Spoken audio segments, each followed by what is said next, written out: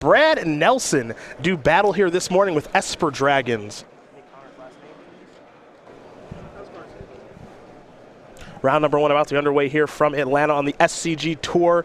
Cedric Phillips, Patrick Sullivan, and as I mentioned, Nick Miller. He's in the sideboard doing your deck techs, picking your feature matches all weekend long as Gougelmann and Nelson are waiting for the green light. And we'll be underway here with round number one of Oath of the Gatewatch standard release weekends. Always some of my favorites. Although, unfortunately for us, Brad Nelson, 75 cards, only 2 of them from the new set. Boo! But I'm sure that's going to be the exception rather than the rule for the weekend. A Canopy Vista here for Gougelmann, along with a Shambling Vents and a Warden of the First Tree. For Nelson, he'll sacrifice that Flood Strand, fall down to 19, and there'll be a Sunken Hollow that he goes and grabs. Again, Nelson, he was the 2014 Players Champion, made a top 4 run in the 2015 Players Championship, but Jim Davis able to get the job done there. So we'll see Jim at the Players Championship this year. Perhaps we'll see Brad there again. And with a new standard format, as he just playing Island, just passes the turn back. Brad, widely considered to be the best standard player in the world. You have to figure if he's choosing this deck, he feels it's pretty well positioned. And like I said, it's not because of new cards, obviously. Brad's not playing very many new cards and no new cards in the main deck. I think this is just a function of expecting a lot of mid-range strategies and expecting a lot of Eldrazi strategies as well. Warden of the First Tree becomes a 3/3. It'll come across for 3. Nelson will fall down to 16. But you saw that Gougelmann did miss his 3rd land drop. Obzon aggro deck that actually does play quite a few lands. Oftentimes you'll find 26 in the list. And I got to sit next to Brad for one of our rounds during day 1 when he played against an Obzon aggro strategy, and he loves this matchup. Yes, he can definitely lose, and he can lose their best draws, but he feels like he can basically play on curve with them and has a much better late game. Sunken Hollow was a land there for Nelson. The Warden will come across for 3 yet again. Looks like Nelson's going to fall down to 13. Windswept Heath the land for Gougelmann. He'll sacrifice that fetch land, fall down to 19. We'll see what land he wants to get. Likely to be a basic, as his lands right now are non-basic, so his battle lands aren't really cooperating with him. The Warden is, in my opinion at least, one of the most powerful cards in this matchup. So important to get on the ground early and then force Brad to respawn his own turn, tapping out, allowing you to resolve other threats. Once Nelson gets into a spot where this board is stable and he has counterspell mana up, it's very hard for Obzon aggro to come back into the game. Looks like Connor did drop a card there, shuffling, perhaps a little nervous in the feature match area this morning in Atlanta. So we'll make sure his deck is all situated here before he does present it back over to Nelson, and we'll see what the turn 4 play. It's early for everyone, not necessarily nerves. I'm wide awake, man. I'm still warming up. Well, you're new to this again. Yeah, I know. Take a couple weeks off, forget how to do the whole thing. Here's Anna Fenz with the foremost. Gougelmann expecting this to be countered, and Slumgar Scorn will counter it. No reveal of a dragon necessary. Just going to go 4 spike mode as Nelson will draw an island for the turn. Brad with a Polluted Delta in hand. No white mana just yet. Though that Polluted Delta could find a Prairie Stream, enable white mana, though that Prairie Stream would enter the battlefield tapped. Also can simply play the island in his hand and then use the Polluted Delta next turn, go get a Prairie Stream that comes into play untapped. He'll go with the Delta this turn. You see another copy of Slumgar Scorn in hand. Also Dig Through Time, which is an interesting card to think about here as Gougelmann takes his turn. Dig Through Time, incredibly powerful, banned in multiple formats, yet doesn't see a lot of standard play. Well, double blue is a little tough to cobble together, and blue might be the weakest color in standard right now, so that complicates things a little bit. And there's a lot of competition for the graveyard as well. There's cards like Murderous Cut and Treasure Cruise. So it's not the easiest card to slot in, but still extremely powerful. Nelson will sacrifice that Delta, find himself a Prairie Stream, falls down to 9. That Warden is still out there. And a deck like Esper Dragons does a pretty nice job of taking care of early creatures with spot removal and Foul Tongue Invocation, but Nelson has not been able to do that just yet. However, the draw of a Dragonlord Ojutai might be his play this turn. And Dragonlord Ojutai makes for a very good blocker on this board. So even if Nelson has no designs to go on offense, for the time being, it at least checks the Warden. As far as new cards in Gougelmann's deck, because we're going to be on the hunt for new cards all weekend long, Sylvan Advocate is one, Nissa, Voice of Zendikar is another. As here's an Obzon Charm. That's an oldie but a goodie. Connor going to pay 2 light to draw 2 cards, fall down to 17. Silk Wrap among the cards that have been drawn. I think that's another card. We'll see how it plays in this particular format. Silk Wrap was, for a little while there, a top-tier removal spell because of Hangerback Walker and some of the lower curve decks. Now, who knows? These Eldrazi don't really care about it very much. No, there's still a lot of things going on in Standards format that put a premium on exiling, including some of the new Eldrazi. So I think we're going to see maybe a little bit more of it week 1 than we saw in the previous standard format, but I expect it to be a fairly common removal spell. Llanowar wastes the land. Here comes the Warden yet again. And Brad says, I am going to block. If you have a trick, you're going to have to play it. It'll be an Abzan Charm, but that's still going to be an exchange that's favorable for Brad. 5 power creature, 5 toughness creature. And that Abzan Charm would have simply removed the Dragon Lord Ojutai had Brad attacked with it. So he's happy to make that trade. Almost certainly that attack is justified by Abzan Charm, and since that already answers Dragon Lord Ojutai, that's a very easy block for Brad. Well, if one Dragon Lord Ojutai is good, a second is pretty good as well. He'll play another one, Will Nelson. A Polluted Delta, simply pass the turn back over to Gougelmann. Gougelmann's play thus far, just a Flooded Strand. You saw him play a Warden last turn. He'll sacrifice this Flooded Strand, fall down to 15. We'll see what he's got cooked up here as he does dig a land out of his deck. And now Gougelmann is starting to enter the squeeze here, where if he leaves up mana for potential removal spell on Dragon Lord Ojutai, Nelson can simply do other things and not attack. If he taps out to get another threat on the table, he risks getting hit by Dragon Lord Ojutai. And once that starts to happen, removal spells and counter spells start getting chained together, and it's very hard to catch up. It's the kind of game that Esper Dragons wants to play, and it's all built around Dragon Lord Ojutai. You know, with all the talk of the new cards from Oath of the Gatewatch, and how can you not?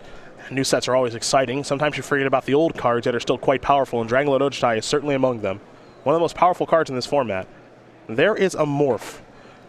Likely to be a Den Protector. Although it could be anything. Could be anything. I'm going to scour the list real quick.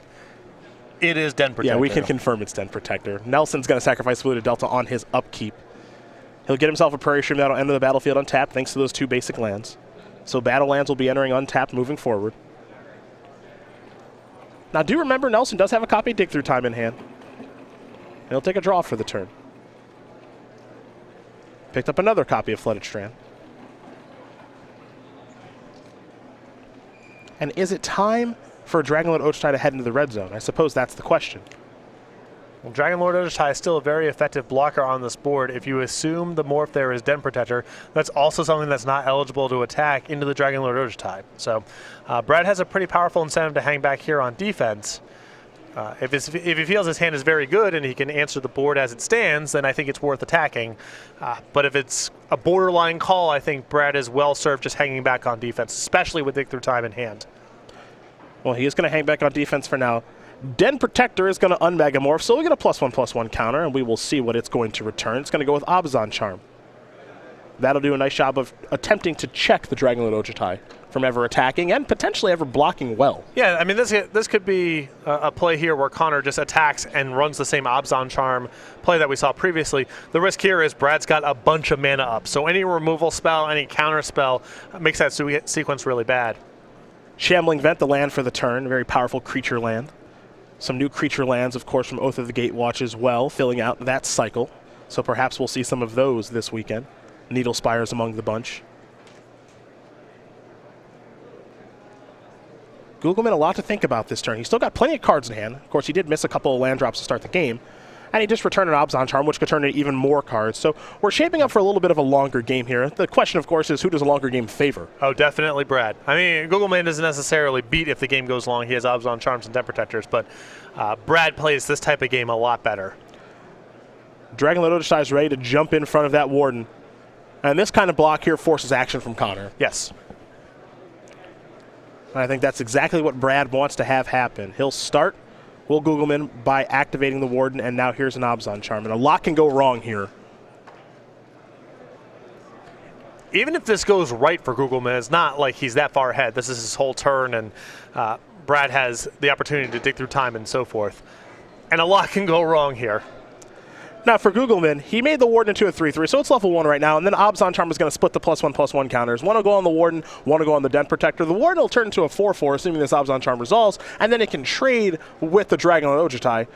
The Den Protector would get another counter as well, then make it into a 4-power creature. So I like the splitting, because, you know, putting 2 counters on the Warden's not going to do very much here. But again, this has to resolve to be effective. Yes, might as well split, but again, a lot can go wrong here.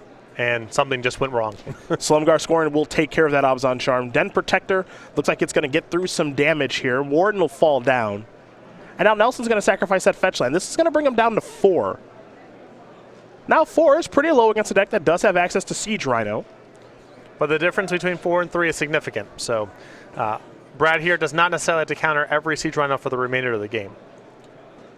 Now it looks like it's going to be the first dig through time. So 5 mana, delve 3. I think what Brad is really on the hunt for right now is foul tongueification. That would keep the board clear so he could rationalize his hack with Dragonlord Ojutai, which is where he wants the game to get to. On top of that, 4 life right now, very valuable, facing down Shambling Vents and worried about potential Siege Rhino triggers. Well, Brad will take a look at the top 7. We'll be taking 2 cards with him. There is another dig through time in that bunch. But he's found 2 cards that he is happy with. The rest will go to the bottom. And we'll be heading back Nelson's way here in just a moment. Almost any removal spell or counter spell will be good here for Brad. But like I said, I think the real prize is foul tongue invocation. Draw a card for the turn. It's an island. Going to separate all those lands. I don't think he's conceding this game. That was one of those concession scoop of the lands there. I'm not even going to bother attack with Dragonlord Ojutai. I'm just done. I'm done here. There's nothing to find. Here comes the 5/4 flyer. That'll connect. Gougelmann will fall down to 10. Take a look at the top 3 cards. Going to get to take 1 with him. You see a duress in there. That's going to go to the bottom. That's a main deck card here for Esper Dragons, and I think a lot of other people this weekend. I mean, duress is even good against the beatdown decks of the format because there's so much token generation and pump spells, and duress pulls a lot of weight in the control matchups for obvious reasons. Negate and dispel all over the place for similar reasons. Yeah. It's not Thoughtseize, but nothing is. No. Inquisition's pretty close. That's true. Nelson's going to pass with this huge swath of land yet again. The formerly budget option Inquisition, Kozilek, no longer the case. It's gotten a touch expensive. Yeah. Here comes the Den Protector. Nelson will play an ultimate price to take care of that. The tough thing there for Gougelmann is when you are staring at 2 Shambling Vents and along with the cards in your hand, are you supposed to just fire those vents and hope he has nothing? Are you supposed to try to cast spells and hope they resolve? You're in a rock and a hard place. Yeah, he can try to split it here a little bit by casting some spells and trying to set up an attack with both Shambling Vents some turns down the line. The problem here is he does not have a whole lot of time. He's at 10 and getting hit in increments of 5. And I think that's some of the appeal of this deck, as it looks like it's going to be Scatter to the Winds with Awaken. That'll take care of the Gideon. The islands are 3/3. But one of the nice things about Esper Dragons, typically you see control decks, they take a little while to close. When you hear Dragonlord Ojutai hitting for 5, it doesn't take long to close at all. Yeah, I lost to this deck at the Grand Prix, and I went from I'm attacking and my opponent's stabilizing the board and playing removals to sweepers to I'm dead from damage in a very short period of time relative to most blue control decks. You don't have to hold on forever. And you can't really. The counter spells and standard are not good enough to allow you to play that sort of game. So you need to be a little bit more aggressive. Use the counter spells to buy you enough time and get you a little bit of tempo. But it's not just a draw-go deck. It's trying to put something into play and apply pressure and end the game kind of quickly. Here comes another dig through time from Nelson. So he'll delve away a bunch of cards, take a look at the top 7, take 2 with him. So, you know, a lot of people classify Esper Dragons as a control deck. It doesn't feel quite like that. You know, it's not a control deck in Magic's purest form. So how would you classify a deck like this? Oh, it's definitely a control deck. It's just a control deck by the standards of Standard. Okay. We don't have the same density of awesome counter spells that we had 10 or 15 years ago in Standard, and I think that's for the best. This is what a control deck looks like now. Sure. But, you know, these Mardu green decks that we've seen, some of these Abzan decks, these decks built around Jace like Jeskai Black, they can go along with a deck like this. And there are other builds of this deck that can play an even much longer game. You know, Reed Duke's been an advocate of builds of Esper with no dragons and only Ugin as a top end. I think the problem with that deck is it's very hard to finish matches in time. And you see Brad here, 36 minutes left on the clock, having won game 1. You can see some of the merits of having Dragonlord Ojutai just as a concession to the clock. Brad Nelson does win game number 1 here over Connor Gougelmann. Esper Dragons up a game over Abzan aggro as these players get ready to sideboard. Plenty of time left in the match for each of them. So we do take a look at the sideboards here for both players. And we will start with Connor Gougelmann with his 2 Pitiless Hordes, 2 Transgress the Mind, 3 Duress, 2 Self-Inflicted Wound, 3 Hollowed Moonlights for the very popular 4-color rally deck, 2 Eliminating Glare, and an Ultimate Price. I think the discard spells and the Pitiless Hordes here are very good. Self-Inflicted Wound can come in this kind of matchup as just an answer to Dragonlord Ojutai. But I think the best cards here are his discard spells and his couple copies of Pitiless Horde. For Brad Nelson, you want to talk about new cards, 2 Flaying Tendrils. That's the brand new Infest. You've got a Russian Cleric, a Tasker the Golden Fang, an Obnixilis Reignited, 3 Monastery Mentors, 2 Gideon Ally of Zendikar, an Infinite Obliteration, a Disdainful Stroke, a Painful Truth, and 2 copies of Duress. And I know Brad and I talked about his sideboarding at the Grand Prix. He loves just bringing a bunch of threat cards against decks like Abzan, assuming that they've cut all the creature removal. So the Gideons, the Monastery Mentors, the Obnixilis, the Tasker, those are all coming in here. I wouldn't be surprised if the one Disdainful Stroke came in as well, as Abzan Aggro is known to have a lot of premium 4s like Siege Rhino and Gideon. Well, those are the options there for both players. They'll shuffle up. Connor Gougelmann will be on the play. But in the meantime, we will talk about Game Night, the very popular promotion by StarCityGames.com. Every week in January, you can get old Grizzly Brand. Not a lot of time left this month of January, but we've got some new stuff here for you. Now, I know you know February, but do you know March? I do not know March. Perfect. So for February, Magus of the Moo. you know this one. Seen this before. It's been around for a couple of months now. Got a couple chuckles out of it. That's going to be coming down the pipeline next month. And March, Grim. Come on. That might be for you. Llamamancer. Awesome. So anyhow, you head over to StarCityGames.com/game night. Get signed up. Have game night at your store on a regular basis. Every month we send out these pins and foils that players can play for. We give stores a lot of flexibility with game night to set it up however they want to. Any day of the week, any format. Just get players in the store for some fun and friendly magic. And now you see the next couple kits coming down the pipeline. Grim Llamamancer. We're deeming the Llamamancer Tina.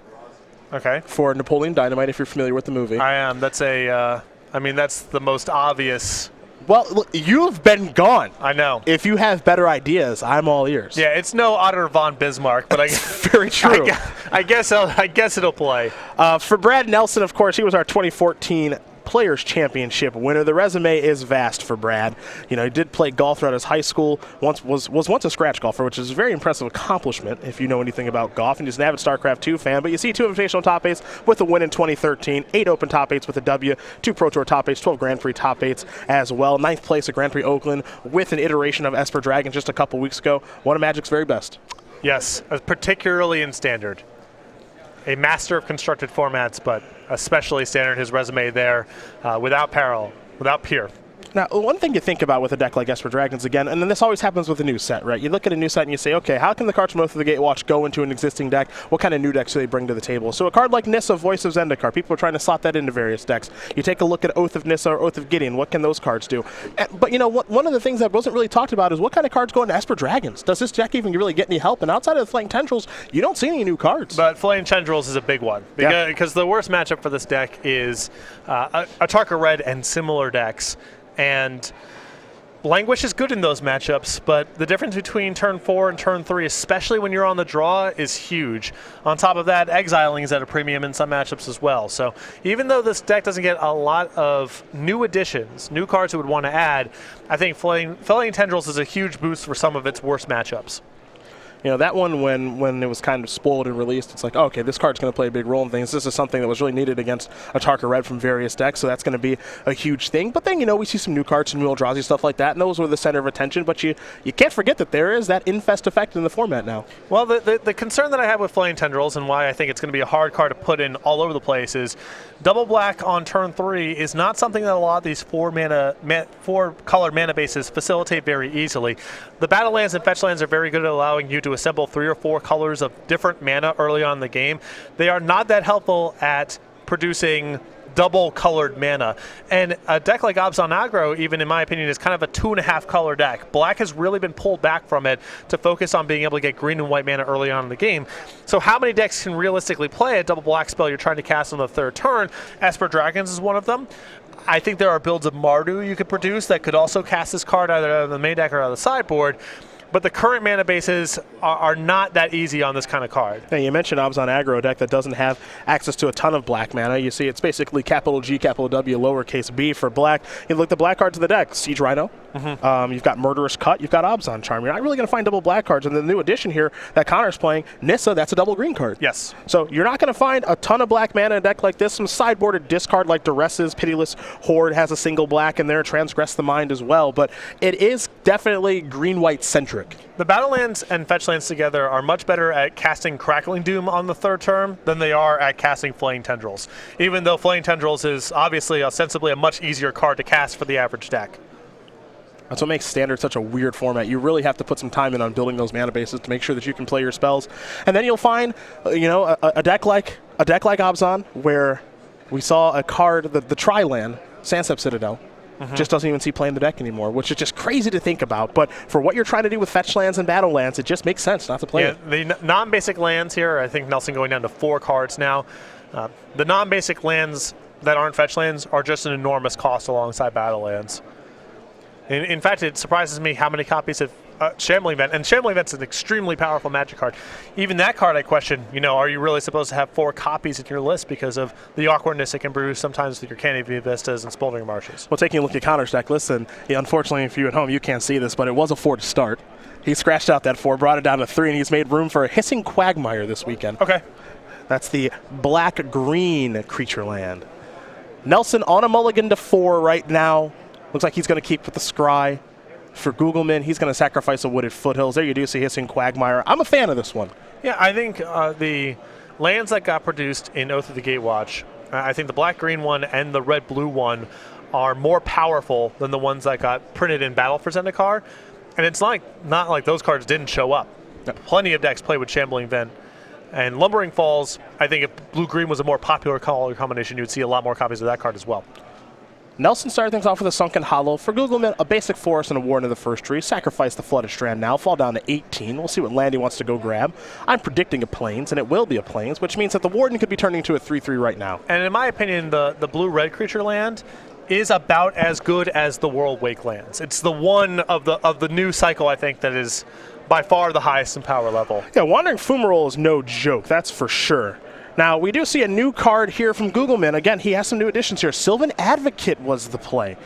Not a lot of conversation about this card as Nelson with the Plains look like it's going to be a Silk Wrap. But for the Advocate, you see a 2-mana 2/3 Vigilance, and as long as you control 6 or more lands, Sylvan Advocate and land creatures you control get +2/+2. I think this card, we're going to see some amount in various Eldrazi ramp strategies. Okay. And this is another card. A lot gets made of the sweepers being problems for a target red.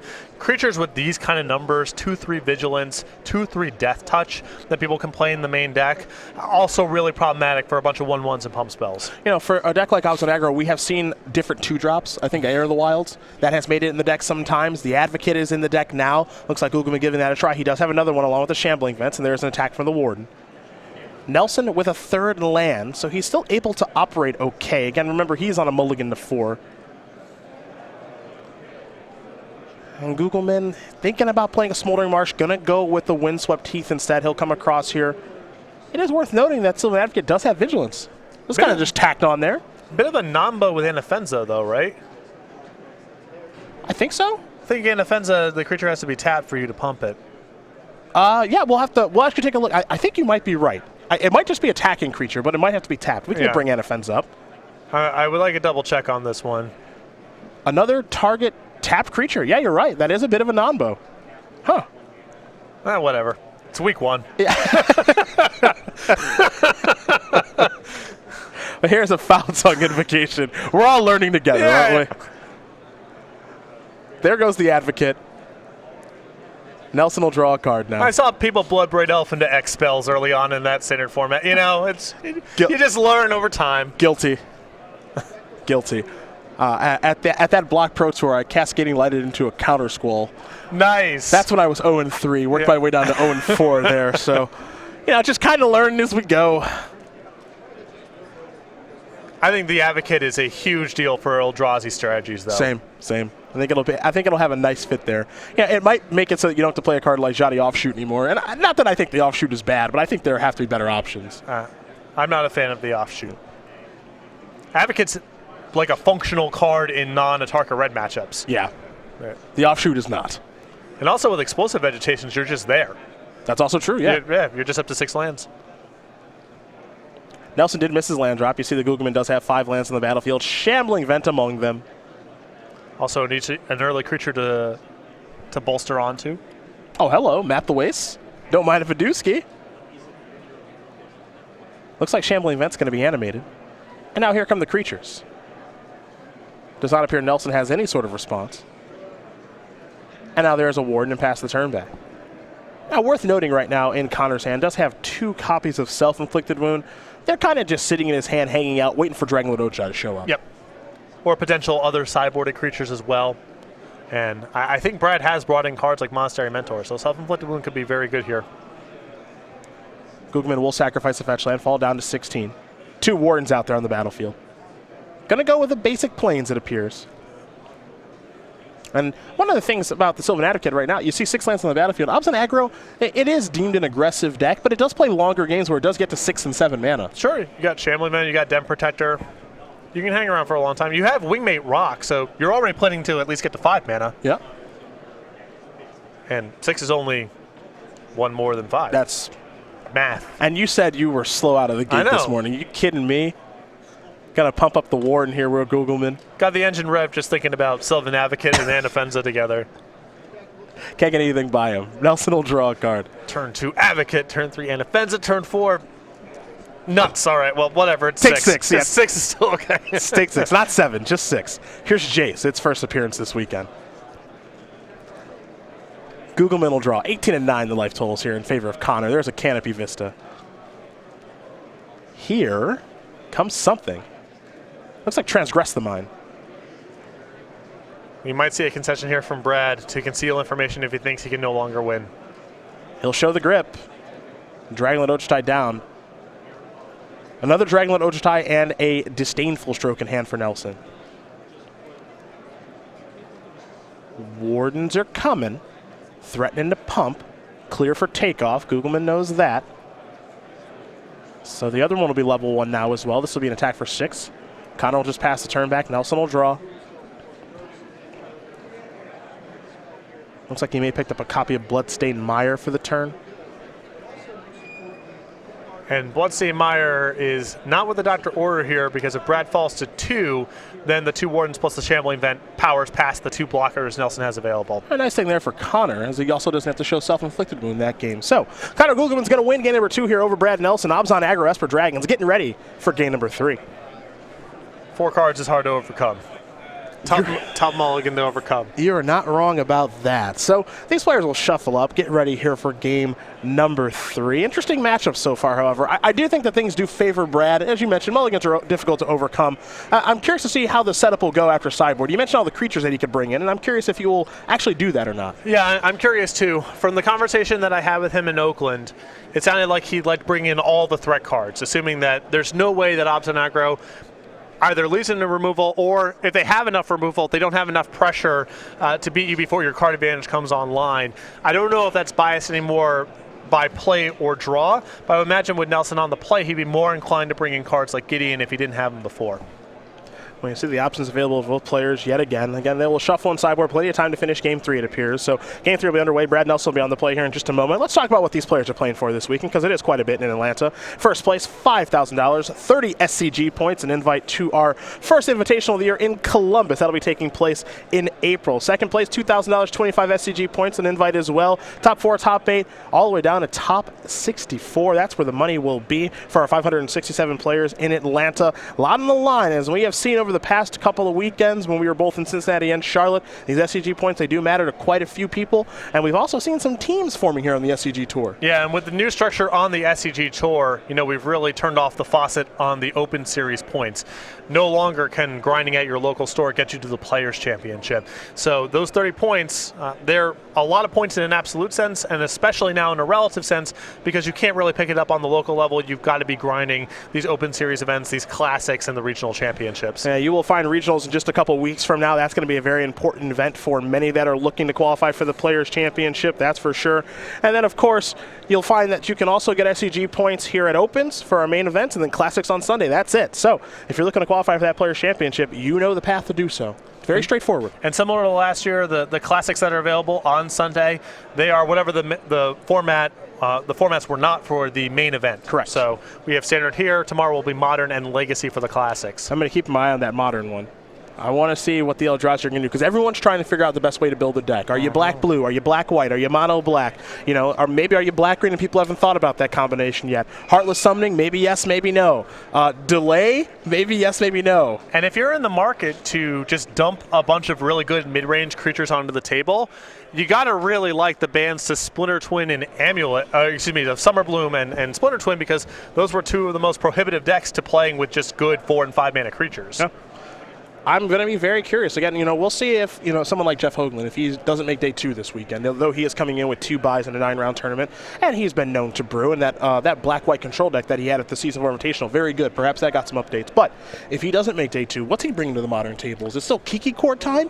We'll see. You know what card I'd be playing tomorrow? I'd be playing with Lingering Souls. Yeah? If the format's fast, Lingering Souls is powerful. If the format's slow, Lingering Souls is powerful. The card's not very good against decks like Twin and Summer Bloom for obvious reasons, but those decks are no longer illegal. I don't know what I would want to surround it with. Could be an aggressive shell, could be a controlling shell, could be, a deck like Gougelmann, whatever. But I would want to be playing with 4 copies of Lingering Souls tomorrow. Sounds reasonable to me. It is, when it's good in a matchup, it's very good. And we talked about this a little bit on the podcast last week. I think the format slows down a lot. You think the format speeds up. It could play out in a number of different ways. But whether or not it's slow or fast, if you're trying to beat Affinity and Infect, Lingering Souls is very good. And if you're trying to beat people with cryptic commands, Lingering Souls is also very powerful. So I think that's a very good way to hedge. It's that place where people are trying to ignore you with combos where it's very bad. Yeah, you can't tap out for that card against Twin. You just get killed. And if you don't get killed, it doesn't matter very much in the long term. They can beat 2 1/1 flyers, trust me. And, Primeval Titan can trample and double strike over the 2 tokens you got to make on your 3rd turn. Yeah, maybe your 2nd turn. Yeah, your 2nd turn or whatever. Depends how you're running. Right. That's for sure. These players are going to take a look at their opening hands here. We'll see if Nelson can keep more than 4 cards for game number 3.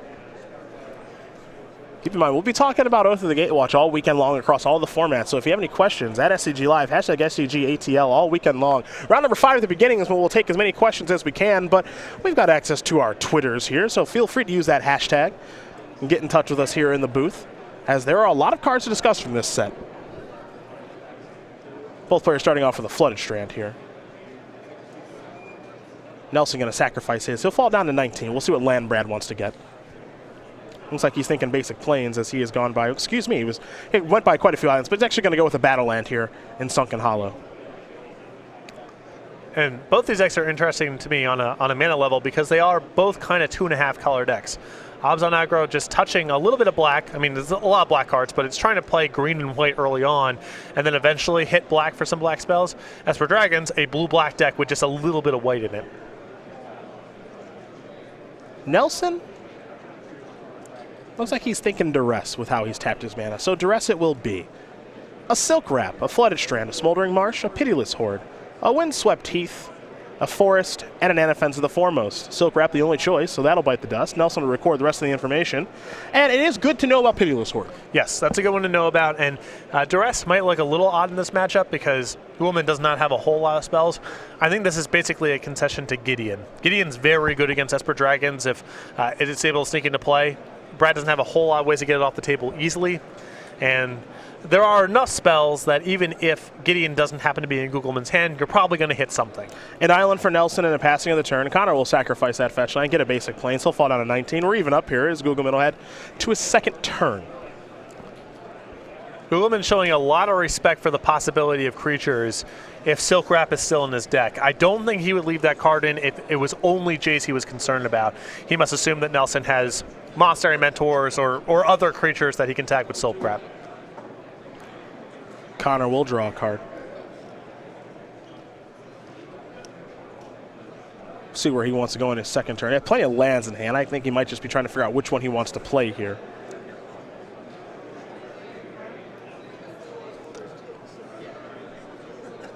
And he's thinking Forest and just pass the turn back over to Nelson. Battle Lands will be online for Gougelmann moving forward. Back over to Nelson we go. He'll draw a card. It's his 3rd turn of the game. It's a Basic Plains. And now it's a Monastery Mentor. Self-inflicted wound, a timely draw here for Connor. Monastery Mentor can run away with the game very easily if Nelson gets untapped, so very important for Gougelmann to get this off the table.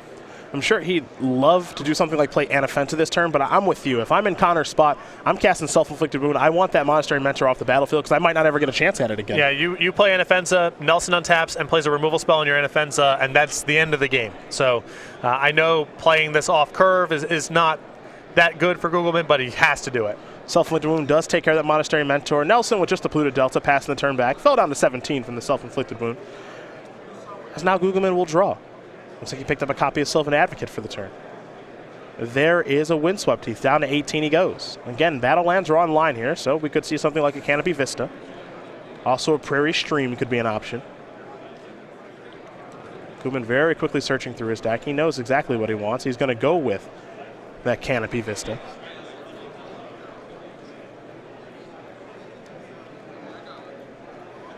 And we'll see what the spell will be. Again, remember, we know he has Pitiless Horde and Offensa in hand, also Sylvan Advocate.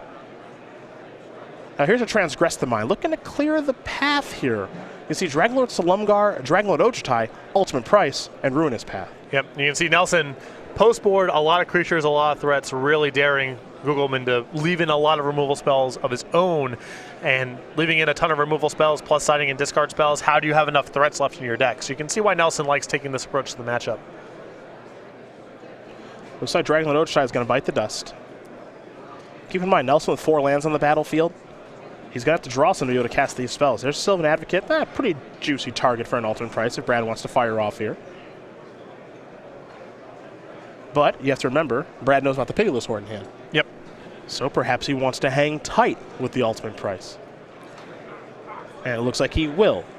Time to draw a card. He's also got a Dragonlord Salumgar in hand, so there is some incentive to just leaving a threat on the table if it's not that taxing to you, so you have something to steal if you want to play it on curve. He's got some life to work with. Yeah, he can take some shots here. If Gougelmann doesn't add anything else and Brad just wants to get a threat on the table, at least there's something to take. Polluted Delta will be sacrificed. And perhaps now, as he does search up a Sunken Hollow, we'll see the Ruinous Path. Yep. With the ability to leave up Ultimate Price. Because the one thing about Dragonlord Salumgar in this matchup, it's always going to be good. It's just a very powerful card. Now, how do you feel about Ruinous Path taking care of this? I would err on the side. I would probably have left it in play and started taking some shots here. Maybe that equation changes when Gougelmann gets to a 5th land and then is threatening to go to a 4/5. But I also respect that Nelson's played this matchup a million more times than I do. So, well, here is Anafenza.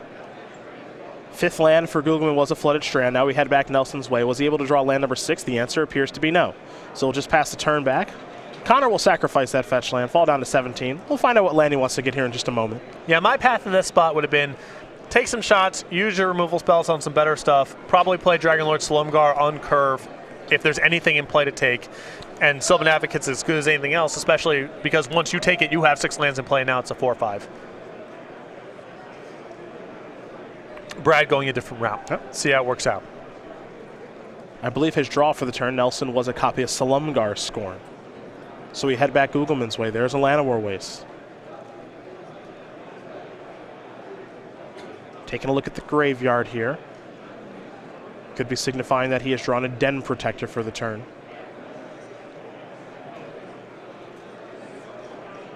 Might be thinking Pitiless Horde on the dash.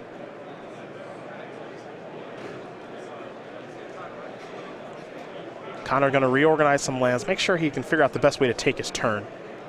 And it is going to be a morph, which is Den Protector, and we'll see if Nelson's going to let this resolve or not. And I'm not surprised to see a counter spell here. Salumgar Scorn, that's going to reveal Dragonlord Salumgar. That'll take care of that.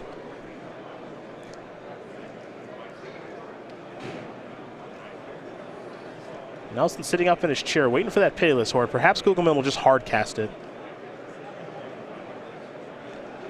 First things first, looks like Anafenza is going to attack. Nelson going to fall down to 12. And now Gougelmann will just pass the turn back. Nelson will draw. That's land number 6. It's a fetch land. He's going to fall down to 10. We're going to see Dragonlord Salumgar here try to take that Anafenza. Yeah, very hard for Nelson to miss here, as any spell is going to be pretty good for him, and land number 6 is great as well. Yeah, oddly enough, I think the biggest miss, in quotes, would be something like Dig Through Time. Shambling Vents. Yeah, okay, that wouldn't be poor too. But as you said, not a lot of bad draws in this spot. Couple of battle lands here for Brad, and you can see Connor going to give that Anafenza over. This game is not done by any stretch, though. Gougelmann untaps and rips a removal spell for Dragonlord Salumgar. Suddenly, he's back ahead. But he needs to do it, like, now. now would be good. Now would be good. Letting Brad untap is really bad news. Connor going to take a look at the graveyard again. Feels like maybe some delving is on the way. Almost certainly. Are we looking at maybe Murderous Cut off the top? Yes, we are. It's timely. You said he had to draw a removal spell, and he did. Anafenza's back over there. And we can see a dash of a Pitiless Horde here. A huge top deck for Gougelmann. Here comes Pitiless Horde for 5. Nelson's going to fall down to 5. And now Brad's in some real trouble. Yep. He's got to answer 2 threats. And he's only got 2 cards in hand, so that's asking a lot. There's Jace. That's a powerful one. It's a little bit late to the party, as we're going to head back Gougelmann's way. Now remember, Nelson does have that copy of Ultimate Price in his hand. Obzon Charm the draw.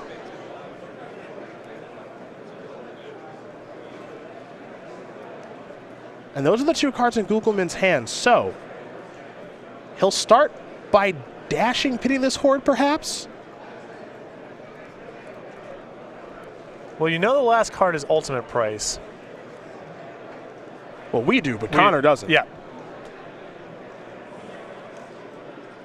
There's Ultimate Price. Yeah, there's the alternate route here if you're playing around specifically Ultimate Price or specifically a counterspell, where you can just attack with Anafenza, assume Brad will not block. An Obzon Charm? But it's super risky. Yes. It's a safer play for Gougelmann. If he had the information about Brad's hand, he would have definitely done something different, but I can just respect, you got a creature, just cast it. Nelson going to activate Jace. It'll transform. And now, Ruinous Path appears to be recast. At least that's what Nelson might be thinking. He'll have to transform that Jace out of its sleeve, but he'll get there in just a moment, I'm sure. But he is in the territory that's very scary, which is Siege Rhino territory. And Brad might actually be thinking about going up with the Jace. Interesting. First things first, he'll transform it as he thinks. The big question is, what did Nelson draw for the turn? He drew and discarded, he activated Jace, excuse me, drew and discarded Prairie Stream.